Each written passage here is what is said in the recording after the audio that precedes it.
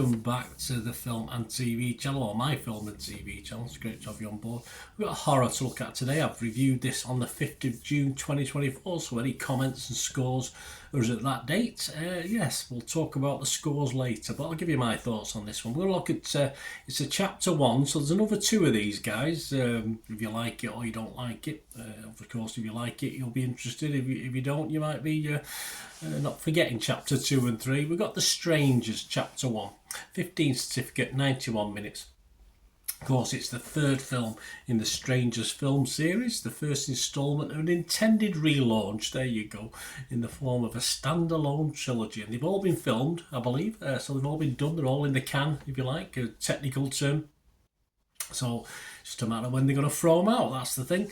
Directed by Rennie Harlin, a screenplay by Alan R. Cohen and Alan Friedland, from a story by Brian Bettino, the director of the first film. Yes, I like the first film, I didn't mind the second film actually. This stars Madeleine Petsch and Freud Guterres. Yeah, likeable enough. Not enough to care that much about for me, but they're okay. I've seen worse sort of male leads. I mean, you've got 2 guys. It's not like a slasher movie where, you know, there's going to be a few people killed off. Literally, we've got 2, haven't we, in this? So, well, obviously, there may be the odd casualty of war, if you like. But, yeah, so... yeah, they're okay. They're okay. Not bad actors. Fine. Gabrielle Basso and Emma Hovarth also feature. And yes, people in masks as well, as you probably know. And of course, it's about the aforementioned couple, first of all, who come into contact with the 3 psychopathic masked strangers while on a road trip. Of course, we know what these strangers got up to afterwards, didn't we? But this is it's like a first meeting of what they're up to. No backstory as to why, but hey, there you go. This was released on May the 17th, 2024. Chapter 2 is expected to be released later this year, 2024. And Chapter 3, an unspecified date. I'm sure they will release it, but I can't wait.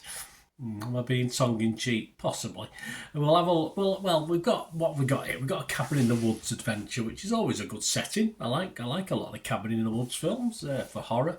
But it's all about jeopardy, of course, in these things, and how much you sort of care about our heroes, or the couple of heroes. Minimal jeopardy in this for me. Shallow heroes. Don't really care that much about them anyway. And apart from the odd jump scare here and there, you know, a masked man stood in the shower watching a young lady who suddenly disappears when she steps back in the shower, stuff like that.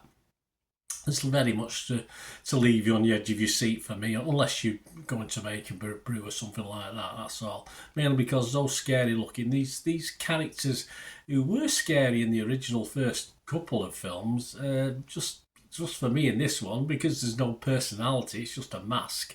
There's a couple of course, you know, you got to be unlike the silent movies where it was all about gestures and things like that. There's a couple of those in it, but nothing to make you feel much about them in a bad way, because let's face it, we can't idolise them, can we? Because they're horrible people. If they are people, who knows? We don't know. You've got the masks on. There is tension in the original, even with the masks on, that's never really replicated in this. But by the end, the thought of another 2 of these doesn't exactly excite me. As I say, that being on the edge of the seat was deciding whether to get up for a brew or not. Yeah, I would probably rather watch the 2 originals again, in fairness, rather than the next 2 in this trilogy. Simple as that. My scores, all very poor, I'm afraid. I'd have to be rotten on Rotten Tomatoes. I'd have to be negative on Metacritic. And I don't say that very often. You know, I usually get a mixed. And if I can't score something 5 out of 10, no score from me for this one, because I can't give this a 5 out of 10. How do I compare? Well, I think I compare quite favourably, actually, with other people. Rotten Tomatoes, 89 critics, just 21% liked it. An average rate of just 4.3 out of 10. 19 fresh, as I say, 19 enjoyed it, but 70 rotten. The consensus of the website, lacking the chilling suspense of the original, it does. The Strangers, and proving to be just unpleasant. Chapter 1 closes the book on itself. Well, it doesn't, because you've got another 2 yet, guys. Metacritic, 43 out of 100, that's based on 22. Two were positive, so happy pair there. 15 were mixed, and 5, like me, were negative. Jamie Graham from Total Film, give it 40, so he's one of the negatives. He said, marking Harlan's trumpeted return to a genre in which he established himself as something of a journeyman, average in other words, A Nightmare on Elm Street 4, The Dream Master, Exorcist, The Beginning. The Strangers Chapter 1 makes decent use of its contained setting. Yeah, it's a nice setting. Shame about the story.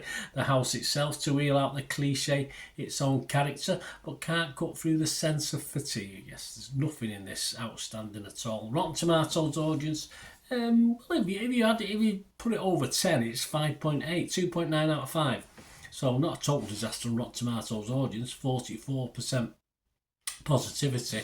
44% positivity. Metacritic users just 4.8 out of 10, not great. And the one we always look at, over 6,000 scores and reviews, so a fair selection of people. Internet Movie Database 4.9 out of 10, so a little bit below, let's say even below my starting mark. I did a little thing for TikTok and I did put my score as a 4, so because I have to put a score on it compared to the others, but yeah, struggled to get to a 4 for me. There you go, guys. Let me know what you think of this. As I say, if you're looking forward to chapter 2 and 3, well, it's all opinions, isn't it? It'd be a very boring world if we all have the same opinion. But let us know your thoughts, guys. It'd be great to hear from you. Of course, if you're stuck with me and you are new to this channel, please press that subscribe button. It'd be great to have you on board. Spread the word. Press the notification button as well, so you know these vlogs are coming out. Try and do all things movie and TV, films, series, lots of different things. So check that out. And if you do look at my stuff that I've done, you'll see stuff on my football team, Manchester City, as well. So if that's of any use or interest, have a look. Or if you know someone who might be interested, guys, if you can help me out by pointing them in my direction, I'll be very, very grateful. And for individuals or organisations, if you like what I try and do or like what you see, and you're willing to sponsor or support the channel in any way on the football side or the movie TV side, it'd be great to hear from you. You can contact me through YouTube, through the message system on there, or my various socials where I put out lots of stuff on film, TV and football as well. X and TikTok, I'm at Bernard_Deneen, the same address. On Facebook, at Bernard Deneen. And you can email me as well. Yeah, there'll be an email on screen. So just give us a shout if you want to support us in any way, and I will get back on to you and we can have a chat. There you go, guys. Thanks for watching. Until we meet again, that's one thing, don't I? Please stay safe, everyone. Bye for now.